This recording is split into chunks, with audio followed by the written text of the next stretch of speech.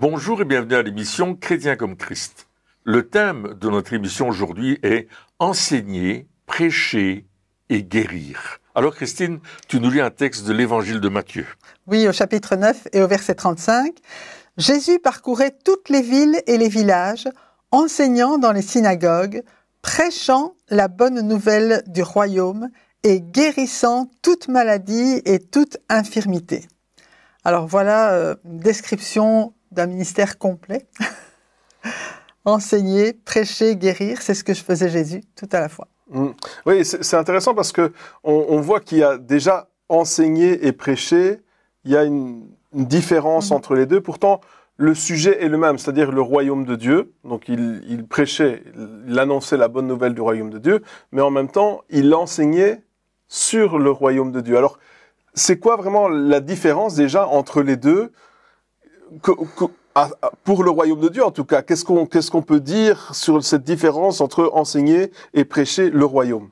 Mais déjà, le mot enseigner nous montre que Jésus était systématique dans ce qu'il apportait et il a toujours fait référence à des passages de l'Ancien Testament. Il y avait que, bien sûr, la Torah et les psaumes et les proverbes et les prophètes. Bien sûr, c'était seulement ces textes-là qui existaient. Et il faisait toujours référence à ces textes pour démontrer qui il était et ce qu'il venait faire. C'était la première chose. L'enseignement, c'est poser un fondement sur lequel on va bâtir quelque chose. C'est vraiment toute la différence entre enseigner et prêcher. Ou prêcher, on va plutôt apporter quelque chose qui va toucher le cœur des gens et à laquelle ils vont réagir. Et donc il y aura une réaction, il y aura une mise en pratique. Tandis que l'enseignement, elle pose des fondements pour arriver à cette mise en pratique. Donc prêcher, c'est plus comme annoncer quelque chose, raconter une histoire ou annoncer une bonne nouvelle ou quelque chose comme ça. Et enseigner, c'est plus établir, poser les fondements, les fondations, dire voilà, c'est comme ça on a une base quelque part sur laquelle s'appuyer, Voilà, c'est ça. L'enseignement est très dogmatique, je vais dire. C'est quelque chose tu peux pas réfuter. C'est enseigner quand tu enseignes la parole de Dieu, et c'est ce que Jésus faisait. Hein. Mais il enseignait aussi directement aussi du Père de ce qu'il connaissait. C'est justement, comme disait Pierre, pour établir, pour avoir quelque chose qui ne changera pas. Ce que tu vas enseigner, ça va pas dépendre des circonstances, ça va être, comme on dit en mathématiques, hein, ce sont les bases, c'est les postulats, c'est des choses sur lesquelles on va bâtir ensuite, mais qui sont vraiment fondées sur la parole de Dieu. C'est pas sur les circonstances. Dans la prédication, parfois, on va donner des exemples pratiques, et Jésus va apporter beaucoup de paraboles, mais l'enseignement, tu peux pas dire non à un enseignement. Il est comme ça, c'est pas autrement. Oui, donc on a cette fondation qui permet justement que lorsque des vents contraires viennent, des choses qui sont contre cet enseignement viennent, on peut dire j'ai de quoi répondre. J'ai de quoi répondre. Quelque part, c'est comme si on crée un schéma dans nos pensées pour savoir pourquoi on croit ce qu'on croit finalement. C'est ça. Peut-être que la prédication, c'est juste annoncer quelque chose. Voilà ce qui s'est passé. Et maintenant, l'enseignement, c'est de dire, ben voilà comment vous allez faire pour continuer à croire ces choses-là, malgré peut-être les épreuves qui vont pouvoir venir contre cet enseignement ou contre ce qui se passe. C'est ça. Oui, d'ailleurs, Jésus disait que si on mettait en pratique ce qu'il enseignait, on a bâti sur le roc. Il y avait cet exemple de Matthieu 7, verset 24-25, où il parle de la maison qui a été bâtie sur le roc, et il y a eu une tempête, et la maison est restée debout.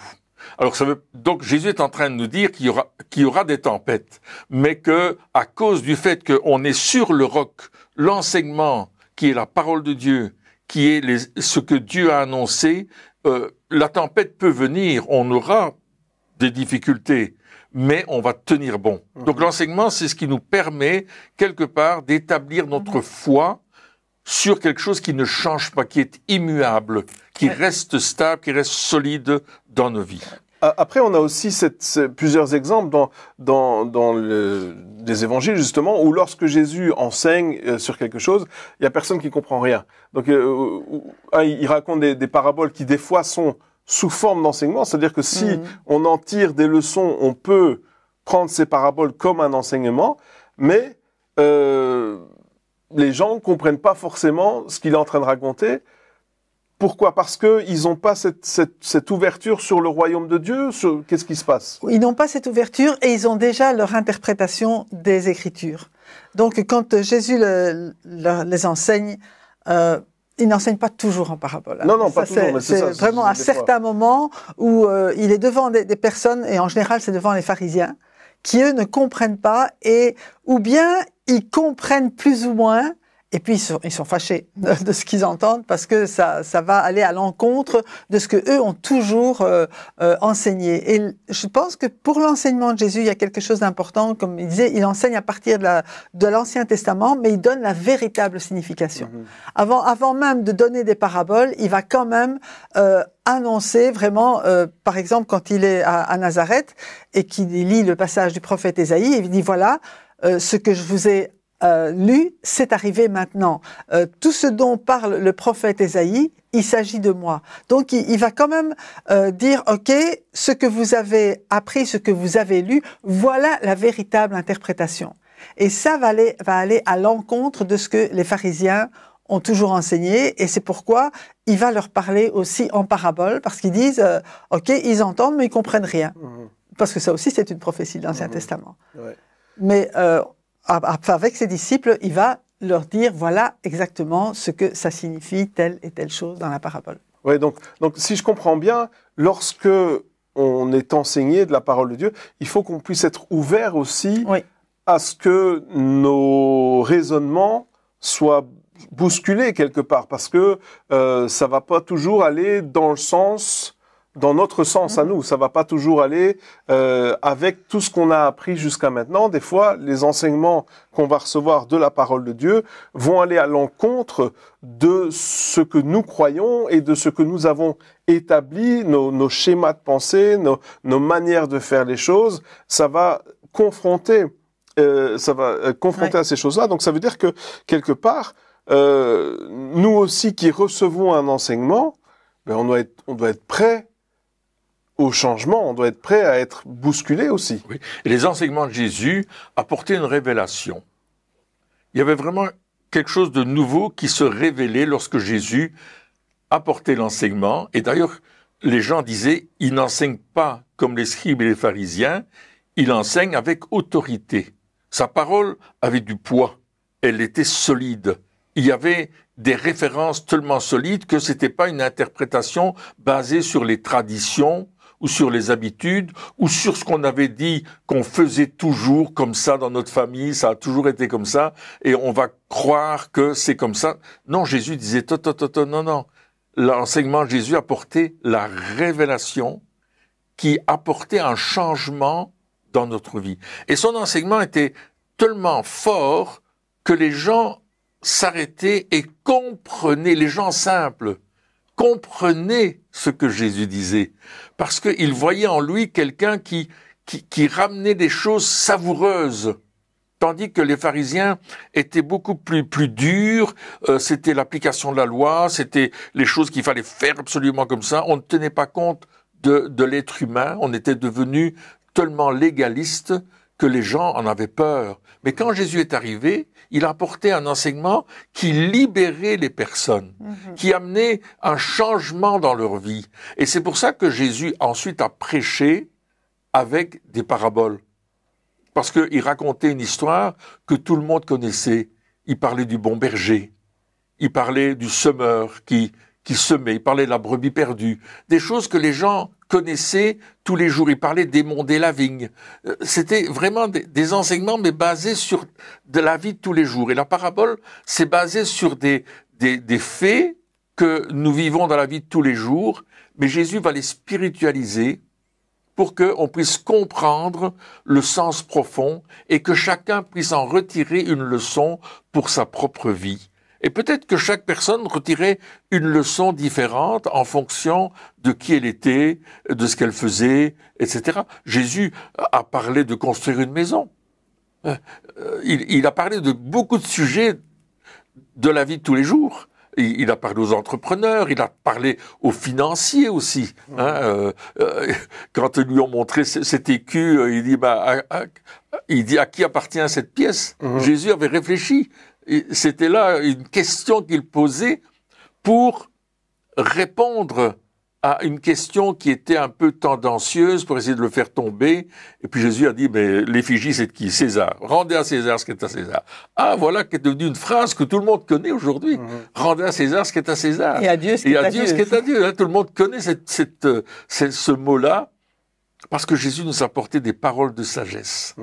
Donc, on voit que son enseignement va être suivi par des images de tous les jours qui va faire que les gens vont avoir et vivre un changement. C'est pour ça que les gens suivaient Jésus, entre autres. Et puis cet enseignement venait directement du royaume de Dieu et de la pensée de Dieu et de l'amour de Dieu. Je pense que c'est ce que les pharisiens avaient oublié, c'était l'amour. Tout était tellement légaliste, mais il n'y avait pas d'amour dans ce qu'ils faisaient. Mais Jésus vient en donnant, je veux dire, l'origine même de la loi, de ce que Dieu a donné, mais en disant, voilà, le but de Dieu, c'est de sauver, c'est pas de perdre, c'est pas d'abattre, c'est vraiment de sauver. Je suis venu pour que le monde soit sauvé, pas pour qu'il soit jugé. Oui, il y avait cet amour et il y avait aussi, tu parlais d'autorité, mais l'autorité, c'est pas qu'il parlait plus fort ou qu'il criait ou qu'il essayait d'établir le truc en parlant peut-être sévèrement. C'était pas du tout ça. L'autorité, c'est une question de positionnement. C'est de là d'où on parle, au fait. Et lui, il parlait, comme tu disais, avec cette révélation du royaume depuis une position d'autorité, parce qu'il savait de quoi il parlait, il avait cette révélation, cet amour aussi, et donc il essayait pas de faire quelque chose ou d'être quelqu'un d'autre, il était juste qui il était depuis sa position en fait dans le royaume, et c'est pour ça aussi que donc on parle évidemment d'enseigner, de prêcher, mais il s'est pas arrêté là. Non. Il a continué avec une manifestation de puissance, vu qu'il a guéri. Et c'est peut-être aussi ce qui peut manquer des fois aujourd'hui, c'est il y a beaucoup de paroles, beaucoup d'enseignements, et c'est une bonne chose, mais la guérison, la manifestation, elle est importante aussi. Oui. Ça fait partie quand même du global, message, en fait, du message. Oui, c'est la manifestation, la guérison. Ici, dans la guérison, mais il y avait aussi des délivrances. Donc, les gens étaient touchés, les gens, ils étaient transformés. Il y avait vraiment des choses qui se passaient ensuite de l'enseignement. Exactement. Et ça, c'est intéressant ce que tu dis. Par exemple, Jésus est dans une synagogue, il est en train d'enseigner, et puis il y a un homme qui est là et qui manifeste la colère. Et c'est un démon qui se manifeste. Et Jésus chasse le démon. On voit ça directement dans l'évangile de Marc. Boum, il chasse le démon. Et les gens, il n'a pas fait regarder le monsieur, là. Il a vraiment délivré le monsieur. Et le monsieur est libre. C'est vraiment une manifestation de l'autorité qui démontre que il est différent des autres enseignants. On peut apporter une théorie sans jamais la mettre en pratique. Oui. On peut démontrer des choses et puis voilà, on l'a dit, on croit que c'est comme ça. Mais lorsque on se trouve devant le fait qu'il y a une manifestation comme ce démoniaque qui est venu vers Jésus, là il faut faire quelque chose. Et Jésus, il reste pas sans rien faire. Non, il chasse la puissance et l'homme est délivré. Une autre fois, il y a cette femme qui est courbée. Oui, on voit ça dans l'évangile de Luc, il y a cette femme qui est courbée depuis 18 ans, elle est courbée. La pauvre, vraiment, elle vit une vie pas possible. Et Jésus, quand il rentre dans la synagogue, directement, il voit cette femme. Il voit le calvaire de cette femme. Il voit la douleur qu'elle peut vivre, aussi le rejet, parce qu'elle n'est pas comme les autres. Et puis là, il voit qu'il y a un démon. La première chose qu'il fait, il chasse le démon. Et il lui dit... Et puis, il lui impose les mains doucement, et il dit, voilà, redresse-toi. Elle se redresse. Donc, devant tout le monde, il va pas faire qu'enseigner, il va aussi, à un certain moment, démontrer que son enseignement est exact. Il va démontrer la puissance de l'enseignement qu'il va apporter. Et là, Jésus dit qu'il fait les œuvres de son Père. Il accomplit les œuvres de son Père. Et il y a une chose extraordinaire, il dit, le Père agit, alors moi aussi j'agis. Je ne fais rien sans avoir vu mon Père faire. Donc Jésus a cette communion avec le Père, et c'est pour ça qu'il y a de l'assurance dans son enseignement, qu'il y a de la puissance dans son enseignement, qu'il y a une démonstration dans son enseignement, parce que alors qu'il enseigne et qu'il prêche, il démontre. Et c'est l'action de Dieu directement sur la terre. C'est l'action de Dieu directement dans la vie des personnes. Et cette femme s'est redressée, elle était guérie, complètement guérie, ça fait 18 ans, tout le monde la connaissait, on connaissait, moi je l'ai appelée Madame Courbet, hein. On connaissait Madame Courbet, et puis là, tout d'un coup, elle est devenue Madame, je suis guérie. Et là, ça a changé, on dit, mais l'enseignement de celui-là est plus fort que l'enseignement de ceux-là. Et ça mettait de la jalousie. Parce que Jésus, il démontrait, il ne faisait pas que parler, il démontrait. Et il y a d'ailleurs une chanson qui dit paroles et paroles et paroles. Il y a parfois beaucoup de paroles, beaucoup de choses. Et c'est vrai ce que tu disais, Jésus ne criait pas spécialement. Parfois, il y a des personnes qui pensent que si on crie et qu'on chasse le démon en criant, il va... Mais tu crois que le démon, il est sourd? Tu crois que Dieu est sourd quand tu parles?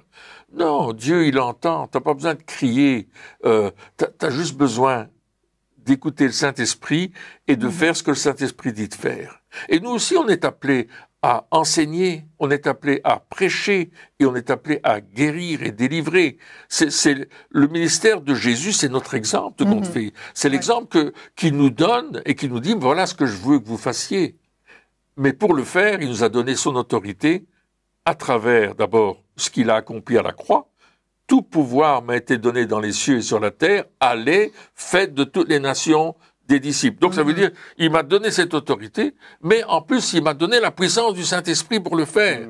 Et Jésus avait reçu le Saint-Esprit sans mesure, sans limite. Hein, c'est ce que dit l'Évangile de Jean, chapitre 3. Et je pense que c'est tellement important de savoir que on marche dans cette ligne-là, et qu'effectivement, l'exemple de Jésus est un exemple qui est pour nous aujourd'hui. Ouais.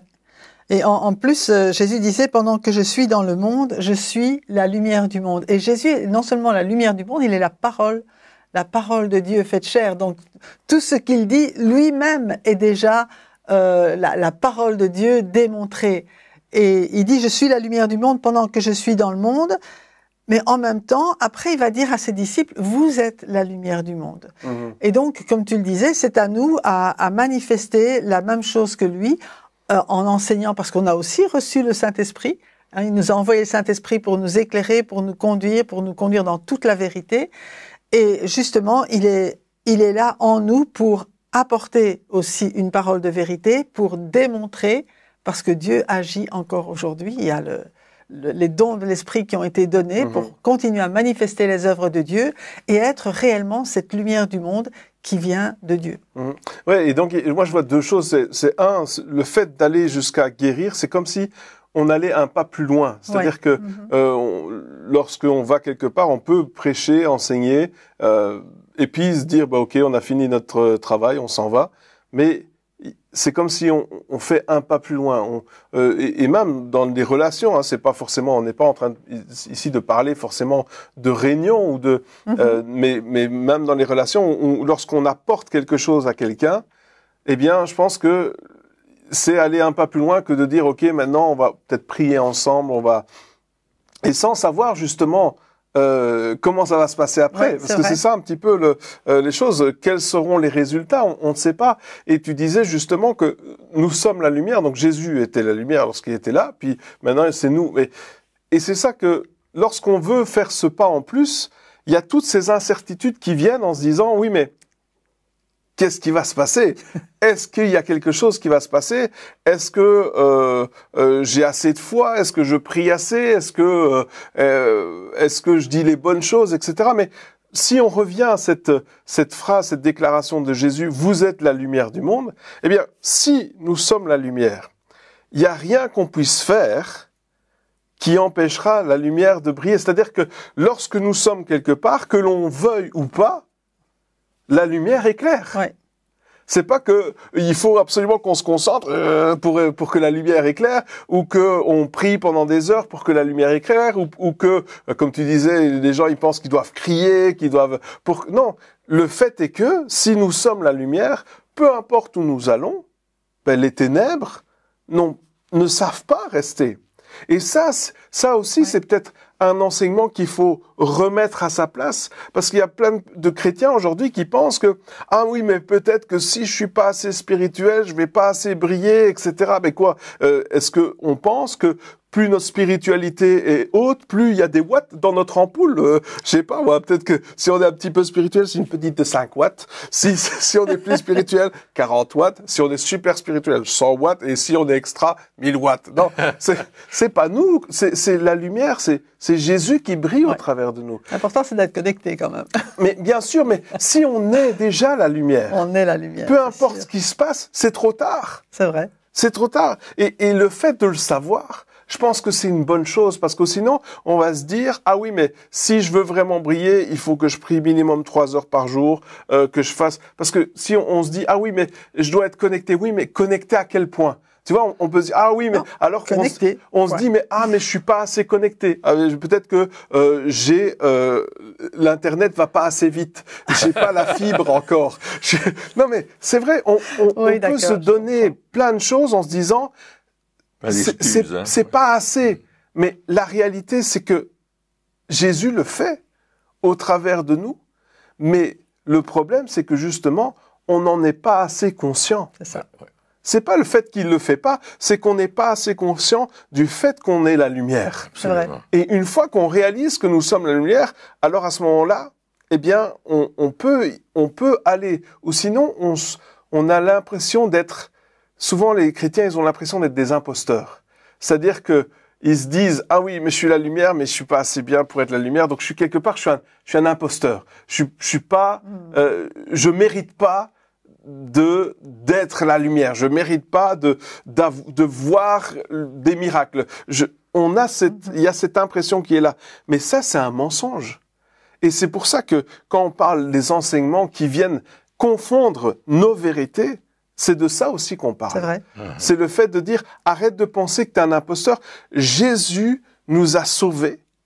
Il a fait de nous la lumière du monde. Il a pardonné nos péchés. Et il nous a appelés enfants de Dieu. C'est par la grâce que nous sommes sauvés. Peu importe ce que on a fait auparavant, nous avons été graciés. Et aujourd'hui, nous sommes la lumière. Pas grâce à nos propres efforts ou par rapport à nos œuvres ou par rapport à notre spiritualité, mais parce que lui a fait de nous la lumière du monde. Il a fait de nous des enfants de Dieu. Il a fait de nous des personnes qui ont une autorité. Pourquoi? Parce que nous sommes assis avec Christ dans les lieux célestes. Alléluia, et lui, il avait cette autorité parce qu'il était assis. Et nous sommes au même endroit. Et donc, quelque part, même si on pense qu'on n'est pas assez bien, même si on pense qu'il y a mieux, eh bien, c'est trop tard. Nous sommes déjà assis avec Christ. Nous avons cette autorité qui est là. Et nous sommes appelés justement à réaliser qui nous sommes et réaliser le potentiel qui est là. Et c'est ça qui est vraiment important aujourd'hui. Nous sommes appelés à prêcher, à enseigner et à guérir, que nous soyons ministères ou pas. On est appelés à manifester cette action de Dieu, mais pour ça, on doit réaliser qui nous sommes vraiment. Parce que Jésus, il parlait et il agissait depuis qui il était, en sachant qui il était. Et c'est pour ça qu'il le faisait. C'est intéressant parce qu'il dit à un certain moment que nous sommes la lumière, mais que la lumière, on la cache pas. En dessous d'une table ou, je ne sais, en dessous d'un pot. Non, on la met sur la table pour qu'elle éclaire tout le monde. Et c'est ce que tu viens de dire, on éclaire les gens autour de nous, les personnes, les hommes, les femmes, mais aussi les lieux. On est quelqu'un qui éclairons, parce que nous sommes, comme tu disais, en Jésus-Christ, dans les lieux célestes, et Christ est en nous, et nous sommes en lui. C'est ce que Jésus va nous dire. C'est pourquoi nous aussi, on doit être amenés à enseigner et apporter un fondement solide. Ensuite, on est appelé à prêcher, c'est-à-dire amener les gens à prendre une décision, à prendre une position par rapport à l'enseignement. C'est ça, la prédication. Je prends une position, je donne ma vie à Jésus, ou je me repens de mes péchés, ou je décide de faire ce que Dieu me demande de faire. C'est l'effet de la nouvelle, au fait. Absolument. L'effet de l'enseignement. Prêcher va dire, on va maintenant le mettre en pratique, et puis, on va voir aussi que c'est pas seulement une théorie que je raconte, mais je le vis aussi, donc je vais le mettre en pratique, délivrer, guérir, sauver, transformer, faire quelque chose qui va apporter la gloire de Dieu à l'endroit, au lieu où je suis. Et c'est ce que Jésus faisait, parce que partout où il passait, la gloire de Dieu se manifestait. Partout où il passait, on honorait Dieu, on glorifiait Dieu, parce que ce qu'il disait, ce qu'il faisait, était toujours à la gloire du Père. Amen. Pas à la gloire de Jésus.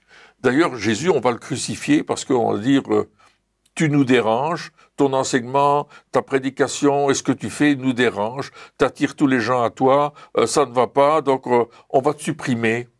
Mais Jésus, lui, il montrait toujours le Père. Et dans notre enseignement, dans notre prédication et dans la pratique, on doit toujours montrer le Père. Et le seul chemin pour aller au Père, c'est Jésus. Il n'y en a pas d'autre. Alléluia. Amen. Il n'y a pas d'autre chemin. Et en plus, vraiment, le Seigneur nous a envoyé le Saint-Esprit pour que ce Saint-Esprit qui vit en nous puisse manifester les œuvres de Jésus. Parce que c'est ça, c'est quand même glorifier le nom de Jésus et pour nous conduire au Père. Donc, nous sommes la lumière, mais la lumière, c'est parce qu'on laisse passer la lumière qui vient du ciel et pour que les gens soient éclairés par cette lumière et puissent être attirés aussi par cette lumière. Oui, puis le Saint-Esprit est là aussi pour nous guider, comme tu dis, pour nous enseigner, parce que là aussi, on a besoin d'enseignement. Si on veut enseigner les autres, il faut d'abord que nous, on puisse être enseignés et enseignables aussi. Oui, absolument.